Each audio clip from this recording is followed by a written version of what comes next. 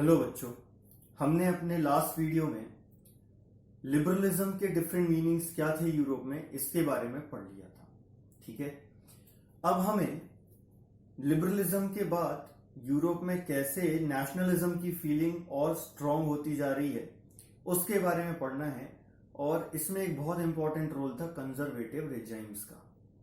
अब ये कंजर्वेटिज्म क्या है इसके बारे में हम समझते हैं। अभी तक हमने जो नेशनलिज्म इन यूरोप में पढ़ा उसमें हमने फेडरिक सोरियू की पेंटिंग के बारे में पढ़ लिया, फ्रेंच रेवोल्यूशन के बारे में पढ़ लिया, फिर ये देखा कि 17th और 18th सेंचुरी में नेशन स्टेट्स नहीं थी, है ना, लेकिन नेशनलिज्म की फीलिंग मिडिल क्लास में आई और मिडिल क्लास में भी जो नेशनलिज्म है वो लिबरलिज्म से जुड़ा हुआ है और लिबरलिज्म के अलग अलग मीनिंग्स। अब वापस से हम अपनी स्टोरी पे आते हैं जो हमने 9th में छोड़ी थी, that Napoleon Bonaparte was defeated in the battle of Waterloo in 1815।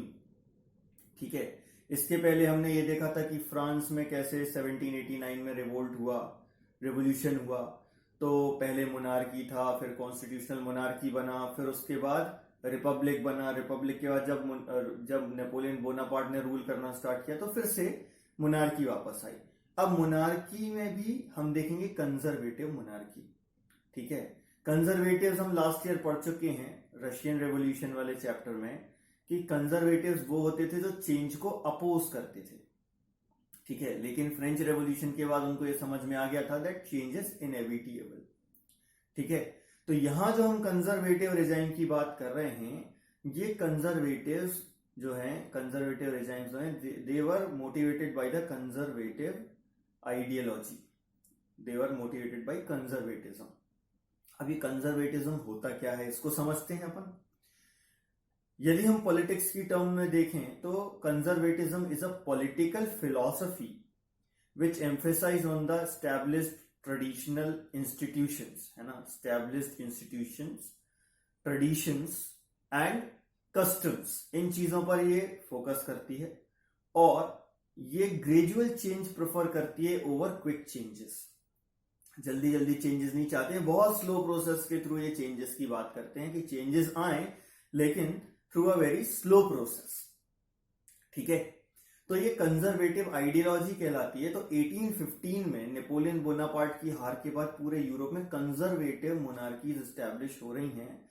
तो ये क्या चाहेंगी, these conservative monarchies wanted to protect established institutions of state.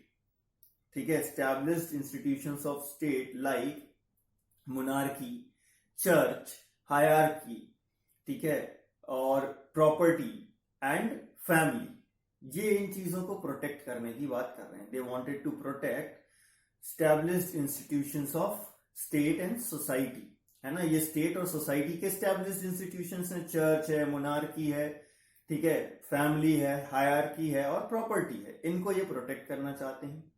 लेकिन यहां पर ये जो कंजर्वेटिव्स हैं ये रेवोल्यूशन के पहले जिस तरीके का सिस्टम था उसमें वापस जाने की बात नहीं कर रहे हैं, बल्कि नेपोलियनिक रूल से इनको समझ में आ गया कि यदि ये मॉडर्नाइज हो जाएं तो इवन मोनार्की जो है, ये जो स्टैब्लिश्ड इंस्टीट्यूशंस हैं, ये और ज्यादा स्ट्रांग हो जाएंगे। ठीक है, तो इनको मॉडर्नाइज होना। लेकिन कंजर्वेटिव्स के लिए मॉडर्नाइज होने का क्या मतलब, क्योंकि कंजर्वेटिव्स तो चेंज पसंद नहीं करते, लेकिन यहां मॉडर्नाइज होना है तो चेंज होना पड़ेगा। और ये चेंज क्यों हो रहा है, ताकि मोनार्की को और ज्यादा स्ट्रांग किया जा सके।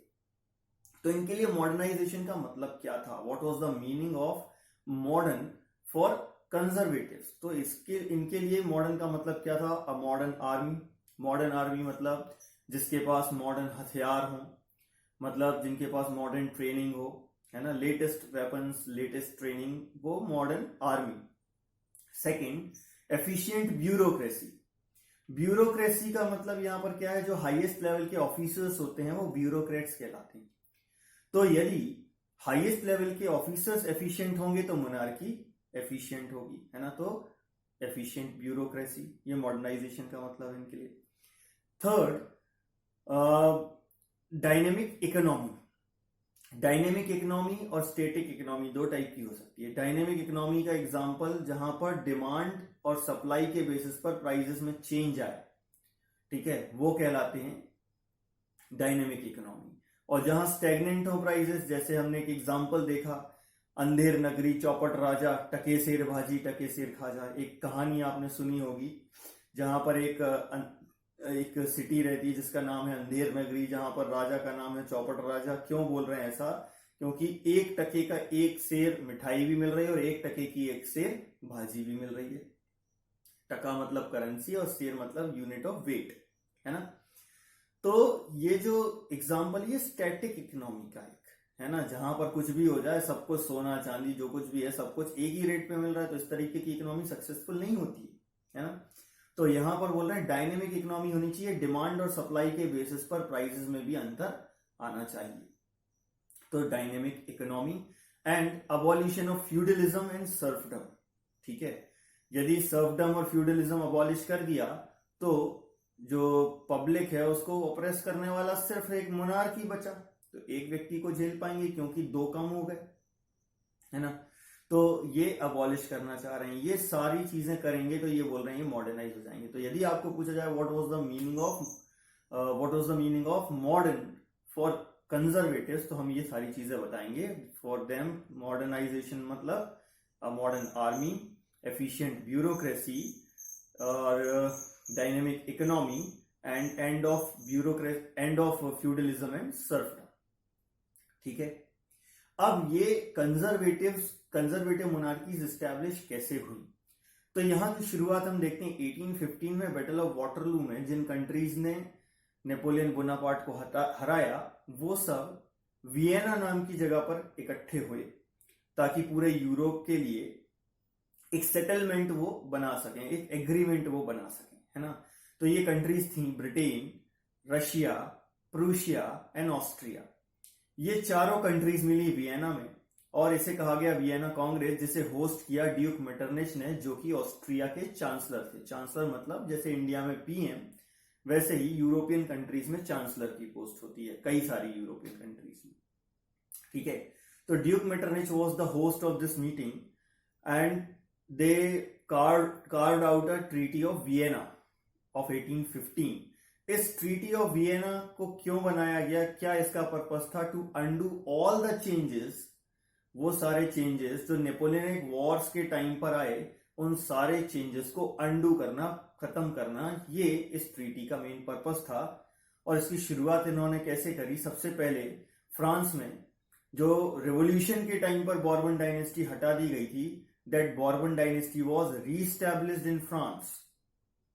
एक चीज ये हो गई। एंड साथ ही साथ फ्रांस की बॉर्डर्स पर नई नई स्टेट्स स्टैब्लिश की गई ताकि फ्रांस फिर से पहले जैसा एग्रेसिव ना हो सके। ठीक है, तो कौन कौन सी स्टेट्स स्टैब्लिश की गई? जैसे कि फ्रांस के नॉर्थ में नीदरलैंड्स, किंगडम ऑफ नीदरलैंड्स बनाया गया जिसमें बेल्जियम भी शामिल था। बाद में आगे चल के बेल्जियम एक अलग कंट्री बना, ठीक है, बट उस समय किंगडम ऑफ नीदरलैंड्स बना जिसमें बेल्जियम भी शामिल है। फ्रांस के वेस्ट में प्रूशिया को सैक्सोनी और कुछ अदर इंपॉर्टेंट टेरिटरीज मिली और वेस्ट में ही रशिया को पोलैंड के कुछ पार्ट्स मिल गए। ठीक है, फ्रांस के साउथ में जिनोवा नाम का जो जगह थी वो पेडीमाउंट में ऐड कर दिया गया। पेडीमाउंट जो कि एक इटालियन स्टेट थी। ठीक है, आगे चल के हम देखेंगे जब इटली का यूनिफिकेशन पढ़ेंगे उसमें देखेंगे कि Piedmont was an Italian state and Genoa was merged in Piedmont. ठीक है, साउथ में ही नॉर्दर्न इटली जिस पर नेपोलियन ने कब्जा कर लिया था, it was given to Austria. The control of northern Italy was given to Austria, है ना, ऑस्ट्रिया को नॉर्दर्न इटली मिल गया। लेकिन 39 स्टेट्स की जो जर्मन कन्फेडरेशन नेपोलियन ने बनाई थी उसको किसी ने डिस्टर्ब नहीं किया, उसको एज इट इज छोड़ दिया गया। ठीक है, तो ये सारी चीजें की जा रही हैं ताकि नेपोलियन जो चेंजेस लेके आया था उनको खत्म किया जा सके और यूरोप में कंजर्वेटिव ऑर्डर स्टैब्लिश किया जा सके। अब ये जो कंजर्वेटिव्स हैं ये किसी भी तरीके का क्रिटिसिज्म या डिसेंट, है ना, किसी भी तरीके की अपनी बुराई को टॉलरेट नहीं कर रहे हैं। ठीक, और किसी भी टाइप की कोई भी व्यक्ति फ्रीडम, लिबर्टी, इक्वालिटी या जो फ्रेंच रेवोल्यूशन से जुड़ा हुआ कोई भी इंसिडेंट ऐसा है जो लोगों को मोटिवेट कर सकता है, ऐसा कुछ भी ना हो पाए, इसीलिए इन कंजर्वेटिव मोनार्कीज ने क्या किया, सेंसरशिप इंपोज कर दी। मतलब कि न्यूज़पेपर्स में, बुक्स में, सॉन्ग्स में कहीं पर भी कुछ ऐसा नहीं आ सकता जिससे कि फ्रेंच रेवोल्यूशन के बारे में कुछ पता चले लोगों को, या जो लिबर्टी और इक्वालिटी की फीलिंग्स हैं वो लोगों में आए। तो सेंसरशिप इम्पोज कर दी। ठीक है, अब सेंसरशिप इम्पोज कर दी तो जैसे ही रिस्ट्रिक्शंस लगते हैं लोग अपोज करना स्टार्ट करते हैं, और शुरुआत में बातचीत के थ्रू अपोजिशन होता है। ऐसे ही कुछ लिबरल नेशनलिस्ट बने, मिडिल क्लास के कुछ लोग हैं जो लिबरल नेशनलिस्ट कहलाए, जो मोनार्की से डिमांड कर रहे हैं फ्रीडम ऑफ स्पीच की। One of the most important demands of liberal nationalist after treaty of Vienna was freedom of speech. ठीक है, फ्रीडम ऑफ स्पीच इनकी सबसे मेन डिमांड्स में से एक थी। क्यों?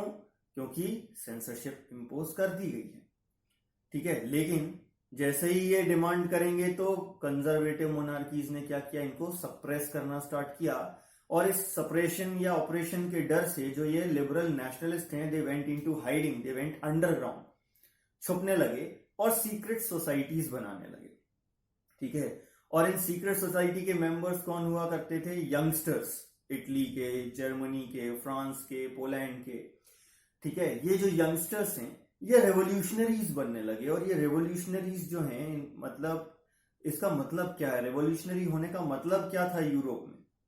तो after 1815 of being a revolutionary in Europe means opposing monarchies that had been established in Europe after 1815 and fighting for freedom and liberty. ठीक है, ये रेवोल्यूशनरी होने का मतलब था यूरोप में। ठीक है, और इन रेवोल्यूशनरीज के लिए नेशन स्टेट का फॉर्मेशन भी एक इंपॉर्टेंट इश्यू था टू अचीव फ्रीडम और लिबर्टी। क्लियर है ये? ठीक है, अब ऐसे ही एक रेवोल्यूशनरी थे गियुसेप्पे मैजिनी, जो एक इटालियन रेवोल्यूशनरी थे। 1807 में जेनोवा में इनका बर्थ हुआ था। जेनोवा जिसे पेडीमाउंट में मर्ज किया गया था, और मैंने बताया था पेडीमाउंट एक इटालियन स्टेट थी, है ना। तो एक इटालियन रेवोल्यूशनरी थे गियुसेप्पे मैजिनी, जिनका बर्थ 1807 में जेनोवा में हुआ था। और इन्होंने बहुत जल्द एक सीक्रेट सोसाइटी ज्वाइन कर ली, सीक्रेट सोसाइटी ऑफ कार्बोनेरी। इस सीक्रेट सोसाइटी का मेंबर रहते हुए इन्होंने लिंगुरिया में एक रिवोल्ट प्लान किया, और इसीलिए इनको 24 इयर्स की एज में in the year 1831 he was sent into exile, उनको देश निकाला दे दिया गया।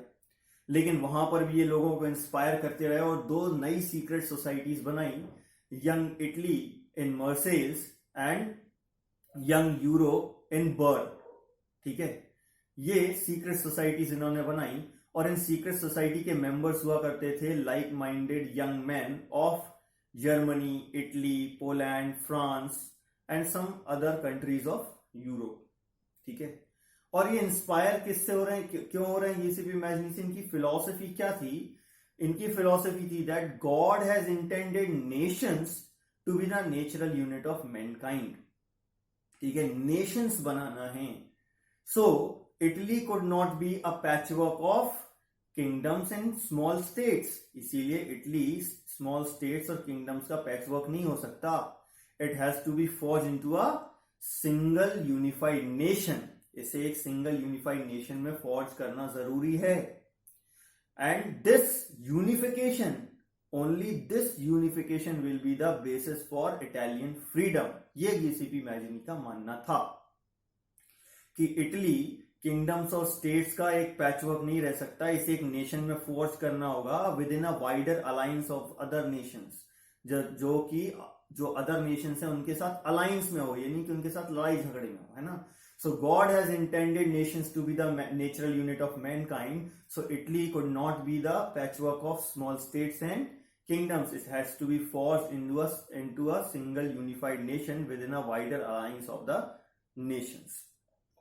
ठीक है, ये इतना ज्यादा अपोज कर रहे थे मोनार्की को कि जो ड्यूक मेटरनिच हैं, उन्होंने गियुसेप्पे मैजिनी को डिस्क्राइब करने के लिए एक फ्रेज यूज किया that he is the most dangerous enemy of our social order. Our social order मतलब उनके लिए क्या था? मोनार्की, है ना, कंजर्वेटिव मोनार्की। तो इस कंजर्वेटिव मोनार्की के लिए सबसे बड़ा खतरा किसे बताया गया? गियुसेप्पे मैजिनी को। किसने बताया? ड्यूक मेटरनिच ने बताया। और यहां से स्टार्ट होता है एज ऑफ रेवोल्यूशन 1830 टू 1848। 1830 से 1848 के बीच में यूरोप में बहुत सारे रेवोल्यूशंस हुए और इसकी शुरुआत फिर से कहां से होती है? फ्रांस से। ठीक है, अब ये कैसे, इसके बारे में पढ़ेंगे हम अपने नेक्स्ट वीडियो में। Thank you.